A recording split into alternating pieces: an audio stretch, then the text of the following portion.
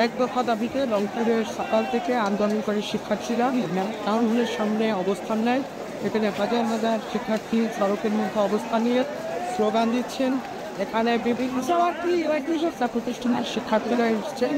অন্যদিকে আমরা দেখেছি যে জাহাজ কোম্পানি মোড়ে এবং মহানগর আওয়ামী লীগ এবং জেলা আওয়ামী লীগের কার্যালয়ের সামনে সমাজ সংগঠন নিয়ে বেশ কিছু নেতার জন্য অবস্থান নিয়েছে। এর মধ্যে জিএল রায় রোড এবং জাহাজ কোম্পানির সামনে আন্দোলনকারী ছাত্রলীগ এবং আওয়ামী লীগের যে নেতাকর্মী কয়েক দফা ধামা পাল্টা দেওয়ার ঘটনা ঘটেছে। আজকের আন্দোলনে যেটা দেখা যাচ্ছে যে রংপুরের বিভিন্ন শিক্ষা প্রতিষ্ঠানে নারী শিক্ষার্থীর একটা ব্যাপক ধরনের অংশগ্রহণ আছে। এখানে অভিভাবকেরা এসেছেন, তারা বারবার স্লোগান দিচ্ছেন এবং তারা বলছেন যে আজকে তাদের দাবি পূরণ না হওয়া পর্যন্ত তারা রাজপথেই থাকবেন।